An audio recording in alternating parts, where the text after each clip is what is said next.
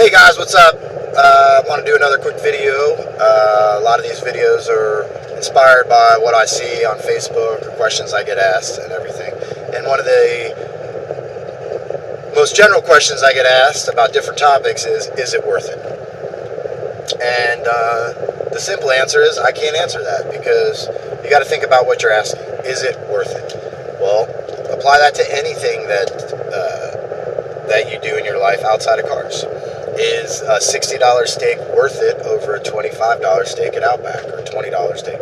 You know, I can't answer that. I know plenty of people that would never buy a $20 or a $60 steak, and I know a lot of people that would go and find a $250 steak, and it's not 100% related to how much money you make or any of that. It's just, hey, look, here's Simon. Say hi to Simon.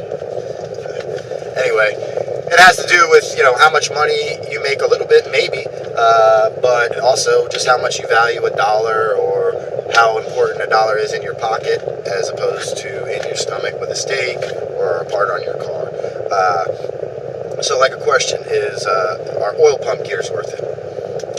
I can't answer that. I can tell you what my opinion is and how is it worth it to me, but I can't say if it's worth it to you. As far as oil pump gears, I have a 2016 Mustang GT with a Whipple on it, and it doesn't have oil pump gears in it, and I don't plan on putting oil pump gears in it until the motor gets built, if the motor gets built, which it probably will. So, in that case, it's not worth it to me. Now, am I saying that you don't need them? Of course I'm not. It's a calculated risk. It's up to you. 11 to 14, and now I'm talking about 2015 plus Mustang GTs, Coyotes. 11 to 14, I would definitely do oil pump gears if you're going to push it much over like the most basic boost possible. But I have a lot of 2015 S550 guys who push these engines well north of 800 horsepower with zero issue, and I plan on doing the same with my car. And the question is what if something happens? That sucks, right? But it's the same exact conversation to me as if you wanted to discuss the pistons in the engine. How many people have heard oil pump gears in an S550 Mustang, and how many people have heard pistons? Okay, if I had to guess, more people have heard pistons. At least that's true of my customers. I think I've lost 1 or 2 oil pumps and probably at least 4 or 5 pistons or more. We're not out there saying, well, if you're going to boost your car, you better change the pistons, because if we did that, nobody would have boost, and none of us would be having fun. So, while it's okay to be careful, and if you want to spend $1,000+ on between labor and the parts for the feel-good feeling inside, that's great. But you also have to consider the other side of the coin. Okay, you're taking apart an engine that has been put together properly and checked by Ford, and most likely everything's 100% fine with it. The minute you open it up, or somebody else opens it up, you introduce all sorts of possible issues. Cam timing is wrong. Dirt in your engine, which could possibly cause problems, depending on where you get it, or if it gets sucked up into the oil or any of that stuff. So, I've seen people who have changed these sorts of things and caused damage. They didn't get their crank pulley torqued down properly, all sorts of things. So it's a calculated risk, and that, in that case, we're talking about, is it worth it? And that's just making something stronger. But there's also the question of, are headers worth it? Is this cold air kit worth it over your K2 filter? I can't answer that. A lot of it also depends on the time, how you use your car. If you competitively race it, and that is a broad term on purpose, because I'm talking street racing, roll racing, dig racing, grudge racing, anything where you want to win, then a lot of the times the answer to the question, is it worth it, when it comes to power, is yeah. I mean, I know I've been involved in NMRA heads-up racing for a long time, and there was years that some of my racers would spend 10 grand over the winter on a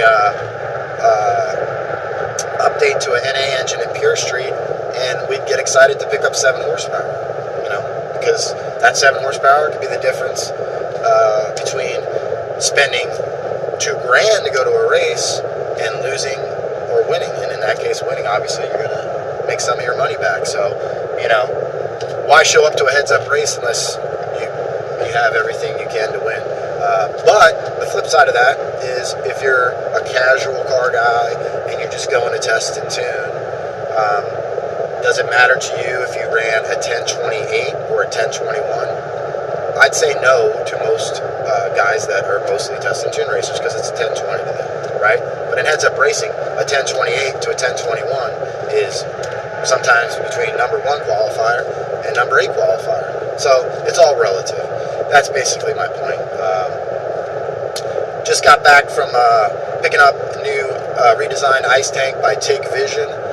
It's for Jimmy's car, the white S550 that we won the 680 shootout with. It's a kick-ass unit. As soon as I get back to the shop here in just a couple minutes, we'll get it unwrapped and go over with you all the features that it has. And we'll update you on that car as things progress. We're hoping to have that car done in the next week or so with the new air-to-water intercooler and some lightweight parts. And here, Jimmy's car. It's another example. Okay, he has a turnkey bolt-on as-it-comes Armageddon kit on his S550 car, and we took it to Georgia to race it, and we won. All right. So, what do we do with the $2,500 we won? Do we go out and party and have a great dinner and celebrate, or do we put it back into the car and make it faster? Okay.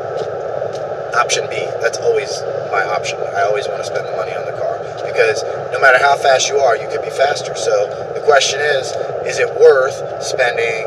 I don't know what it's going to cost. Probably like $3,000 total to switch from an air-to-air to an air-to-water. Well, there's multiple benefits there. Here we have a car that ran 832. It's within a tenth of a second of the overall 6R80 record ever. Some people would just be happy with that, but to us, it's worth it because an air-to-water not only is going to make the car quicker, it's going to make it safer because it's running cooler. We're also putting carbon fiber doors on it. That's a ton of money. I don't have carbon fiber doors on my car, so, and I can't afford carbon fiber doors on my car. But, Jimmy's going to put them on his car, and I think that's a great idea. Is it worth it? It saves weight, less weight. What is going to happen? We're going to go quicker, and it's going to be better for the car because the lighter the car is, the less drivetrain parts you're going to break. So, you could break down Jimmy's car in this worth it situation the whole way along. AMS 2000 boost controller versus boost leash. Everybody's like, the AMS 2000, you're crazy. That's $2,000, and you get a boost leash for, I don't know what they cost, $500-600 bucks. Why would you spend that much? Because I want the advantage of the AMS 2000. There's way more features in the AMS 2000. It's an insane tool if you really know how to use it. And I don't tune a ton of cars with that boost control on it because it's so expensive. But in this case, we decided to go that route with Jimmy's car, and I believe it was very key in helping us win the mod shootout. So, was a $2,000 boost controller worth it in this case? In Jimmy's case, yes. If all we did was go to test and tune and try to run a new ET, probably not. I'd probably run a boost leash on the car. So, or Jimmy's car as an example, as far as worth it. Another reason that, other than the fact that the AMS 2000 is just the baddest controller ever, nobody's going to argue that, it offers speed. So at the drag strip, time works pretty well. We use the time feature at the 6R80, boost over time. But for roll racing especially, or street, having it out on the street, I want a speed-based boost controller because a time-based boost controller, if you're roll racing it either on the street or at an event or just driving the car, like you're just driving it and you want to have it turned up, how are you going to get a time-based one to work properly or not? Because you got to set up for that scenario where a speed-based boost controller, at this speed I can handle this amount of boost roughly. I mean, you got to tune it and dial it in, and that comes to part of it, but at least the tools are there.